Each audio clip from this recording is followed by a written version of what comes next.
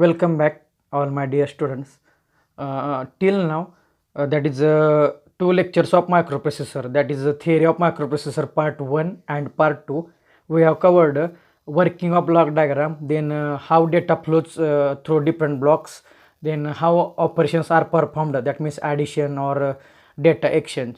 So to perform these operations, that means for performing addition operation, subtraction operation, or data exchange or data loading, that means loading data from memory to the accumulator or storing our accumulators data back to the memory. So we studied how these processes are happening in microprocessor by referring block diagram.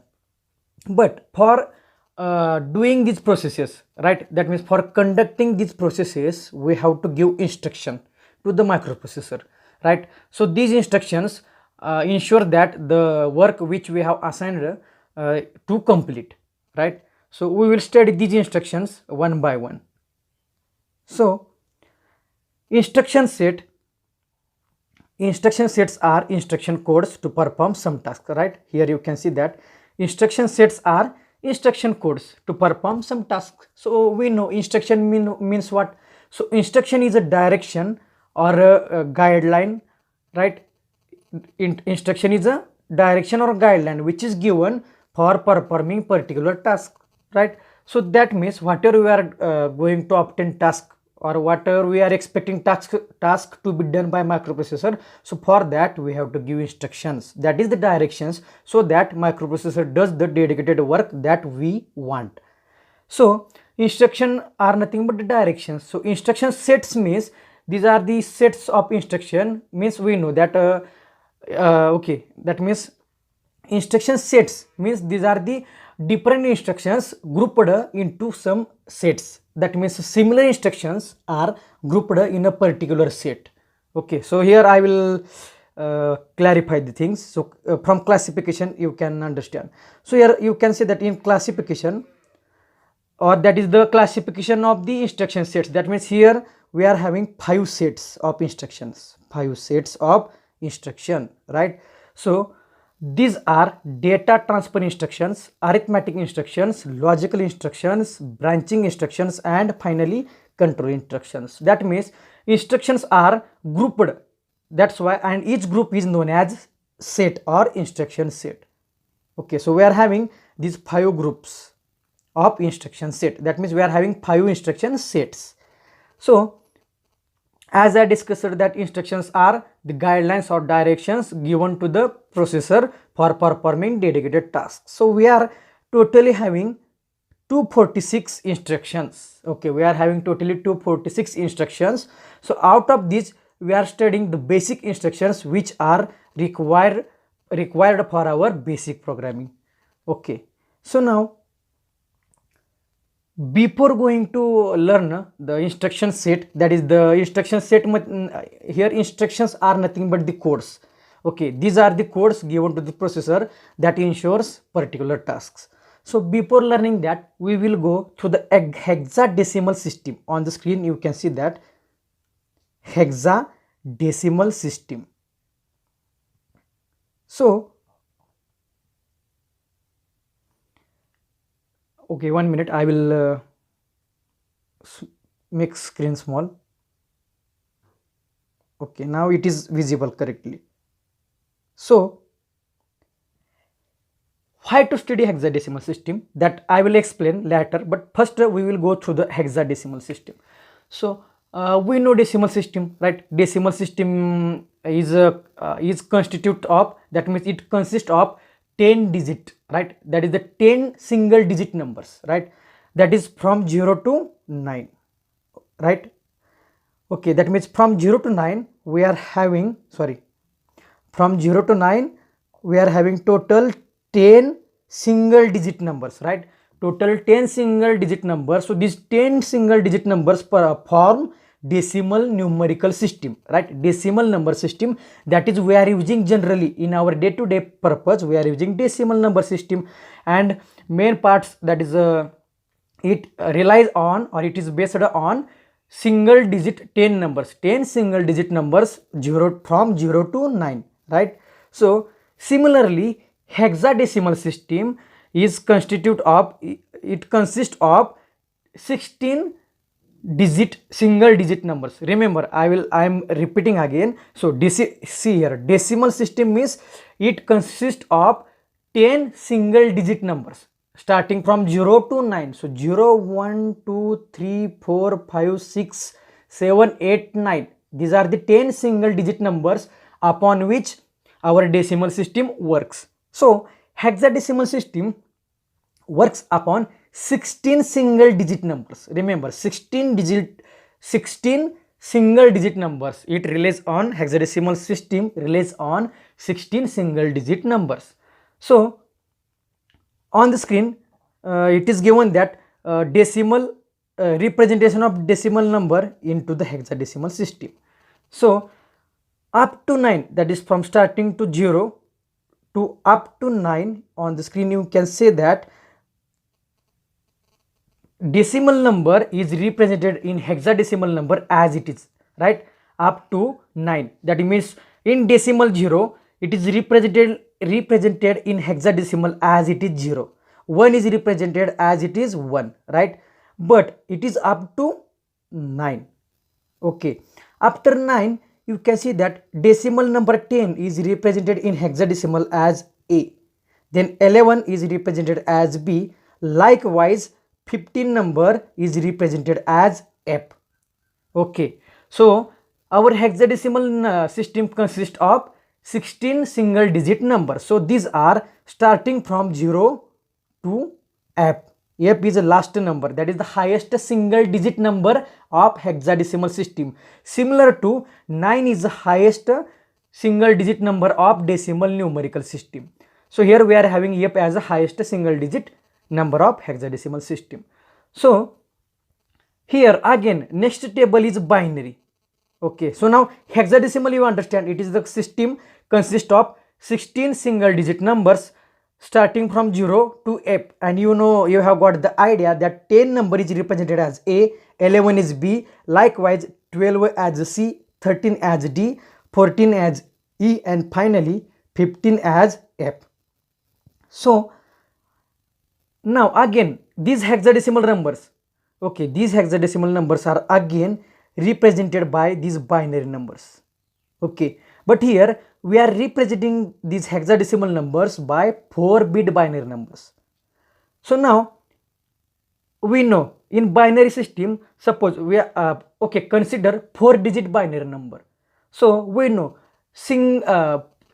smallest possible 4-digit number, 4-digit binary number is 0000, right? Smallest possible 4-digit binary number is 0000, right? And highest possible 4-digit binary number is 1111, right? So that is 1111.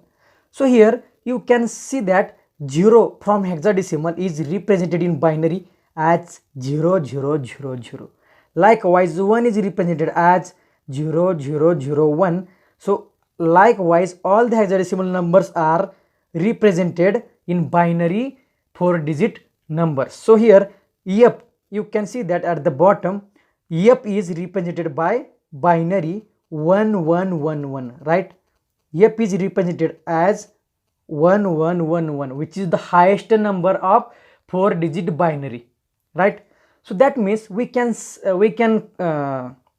it is clear that, so each hexadecimal, each single digit hexadecimal number, that is these are the 16 we are having, each single digit hexadecimal number we can represent by 4-digit binary code, that is 4-digit binary number, right?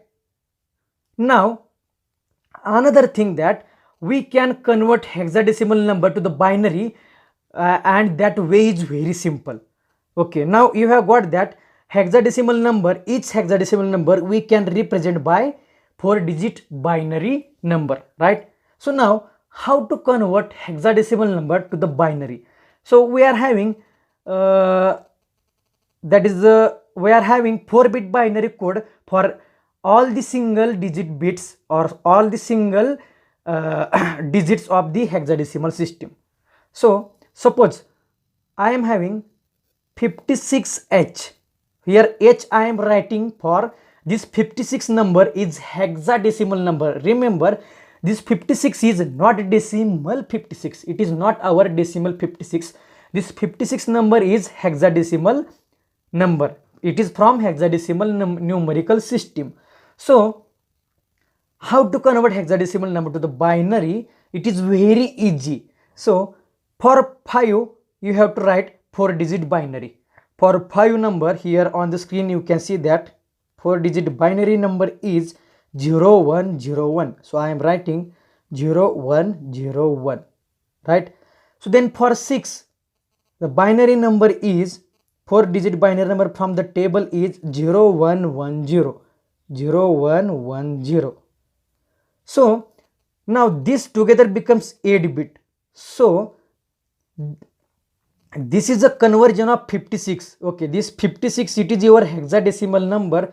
So we have converted to this 8-bit binary number. So that means conversion from hexadecimal system to binary system is very easy, right?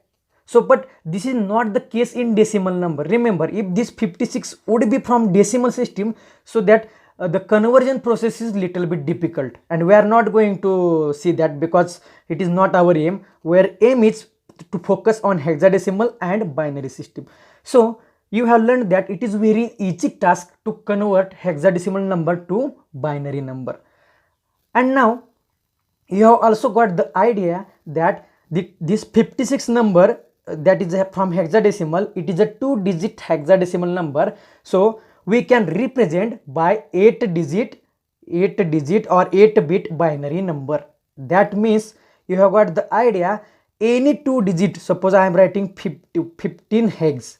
So remember, this 15 is not your this 15, because if I would write F, then in decimal it is 15, but this 15 is totally different. Okay, 1 minute. So this 15 number, okay, we were writing 15 hex, right?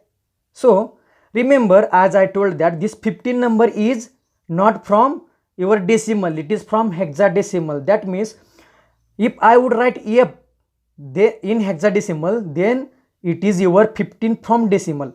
So this 15 is totally different from your decimal system. So this is hexadecimal 15.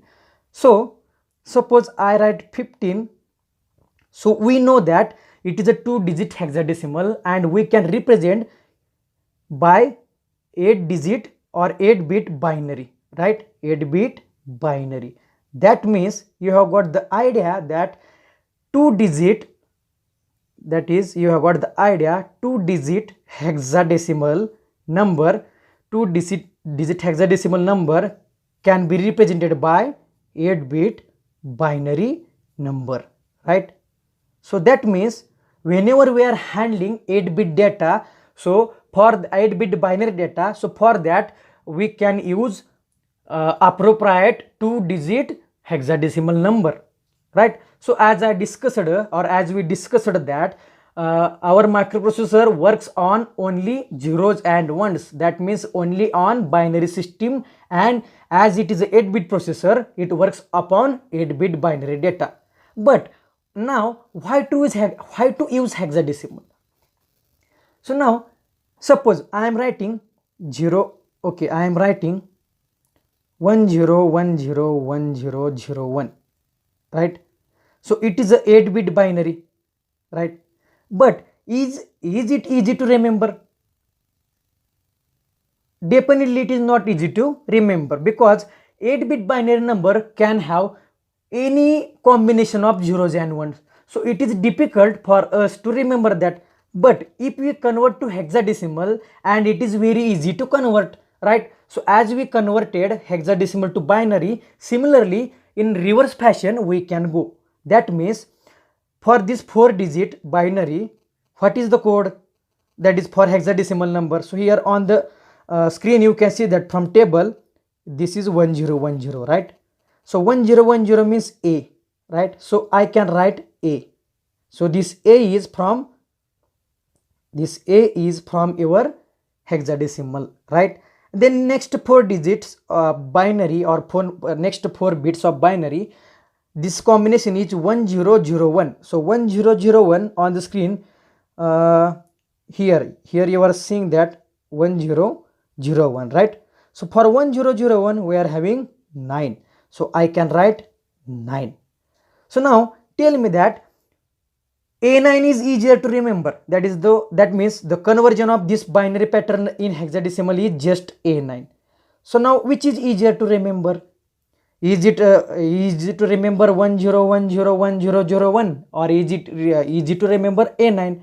So definitely A9 is easy to remember. So that means, and also it is easy to convert from hexadecimal to binary and vice versa.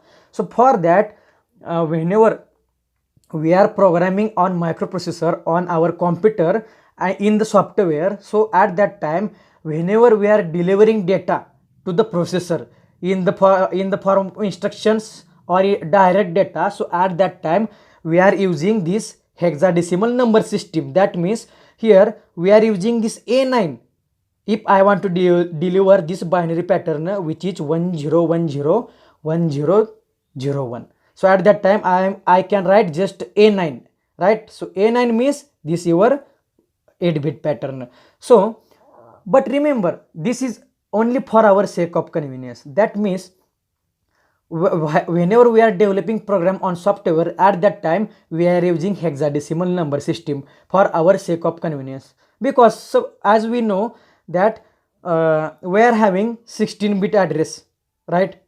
16-bit address we are having. So for each memory location in the memory device we are having different unique 16-bit address.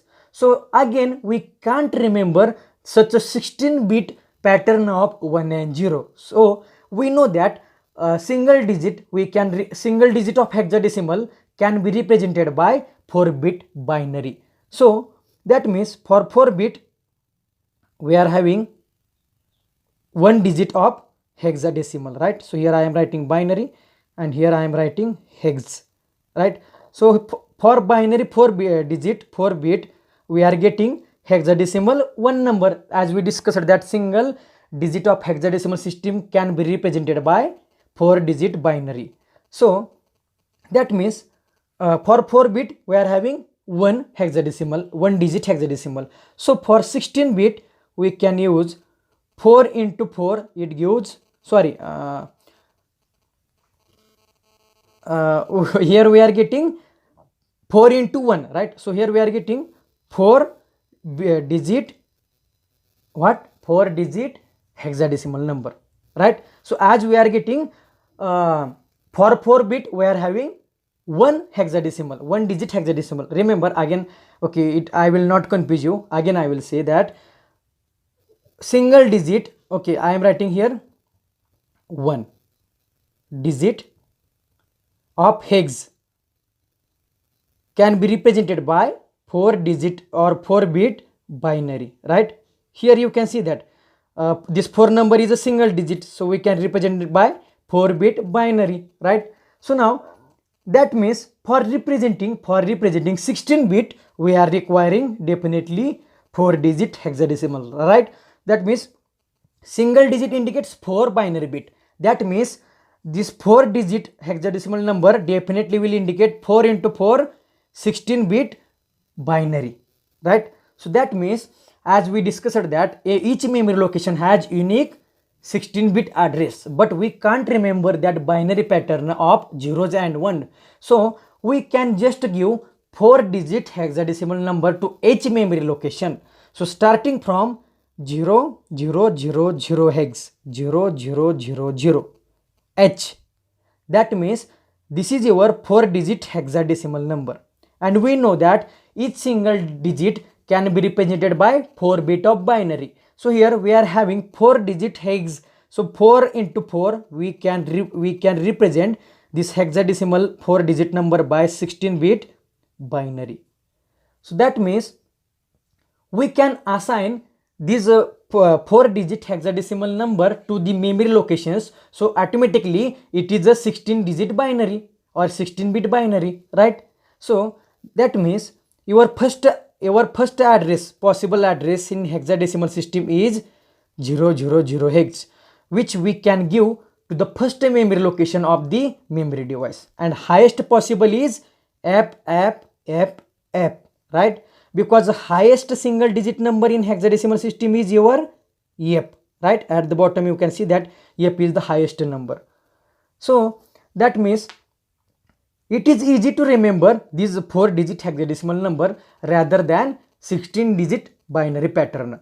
But remember, this is for our sake of convenience. That means whenever we are coding on our software, but whenever data is delivering to the processor via the CPU or computer, at that time, whenever we are burning our dedicated program to that our microprocessor chip, at that time this hexadecimal number is converted to the binary number, because our processor works on binary. But only for our sake of convenience, while writing the program, we are writing only in hexadecimal number system, but while delivering to the processor, it is converted to the binary number.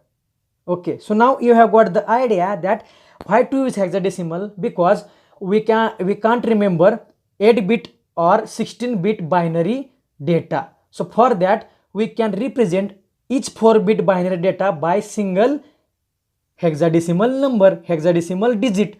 That means 8-bit data can be represented by 2-digit hexadecimal, and 16-bit binary can be represented by 4-digit hexadecimal. Okay, so that means whenever we are going to give address to the memory location, so we can use this hexadecimal number system of 4-digit, right? So that means it automatically becomes 16-bit binary address. So now you have got the idea of hexadecimal number system and its conversion. That means 2-digit hexadecimal number represents 8-bit binary data, and 4-digit hexadecimal number represents 16-bit binary data. So now we will now move to our main part, that is instruction set. So as I discussed that instructions are grouped into 5 sets. We discussed that earlier: data transfer, arithmetic, logical, branching, and control instructions. So data transfer, as its name indicates, these are used for transferring data between the registers or between registers and memory. So registers means, you know that these are the general purpose registers, that is B, C, D, E, H, L, right? B, C, D, E and H, L. We are having 6 general purpose registers, and another register, that is the A, that is the accumulator. As we know that our first number, whenever we are going to perform addition, at that time we are having 2 numbers, so your first number must be in your accumulator. Similarly in subtraction also, your first number must be in accumulator, and second number, as we discussed, it can be from general purpose registers or can be from memory, or can be immediate data also. That means we can directly give our data in the instruction. So as I am saying that compulsory your first number, but here first number means, if suppose you are having 2 numbers, so you can make any number as your first number. It is not compulsion that your first number must be first, right? You are getting, suppose I want to add 5 and 4, so you can load either 5 or you can load 4 to the accumulator, and remaining number of these 2 can be from your general purpose registers or can be from memory device or can be direct data, that I am going to explain in instruction. So data transfer instructions are used for transferring data in between these registers. That means we can move our data from B, that is B register, from C register. We can move our data from D register to E register, right? So likewise we can move our data from memory to accumulator. We can move our data from, suppose, general purpose register B to the memory, right? So M is for memory. That means a particular memory location of the memory device having 16-digit or 16-bit binary unique address. But that binary 16-bit unique address, here we can say that, or we can convert it to 4-digit hexadecimal address, right? 4-digit hexadecimal number. So now you have got the idea regarding data transfer instructions, right? That means used for transferring data between the registers and memory. So now next set of instructions are arithmetic instructions. So arithmetic instructions, as in name indicates, these instructions ensures addition, subtraction and comparison operations. And then logical instructions are nothing but these ensures AND operation, OR operation and XOR operation. And finally, branching instructions are used for sequencing the flow of your program code. That means whenever you are writing the program, at that time you can switch to any instruction by skipping some part of the instructions. So I will explain later in detail. So now last thing is control instructions. So these are used for controlling the program. That means suppose I want to stop the execution at a particular instant, at that time I can use HLT. It is a instruction so that execution of the program stops. Your microprocessor stops at this instruction. So in next lecture, video lecture, I will cover these instructions, that means data transfer, arithmetic, logical and branching, right? So this is your introductory part of your instruction sets. So next lecture I will cover these instructions. So thank you so much.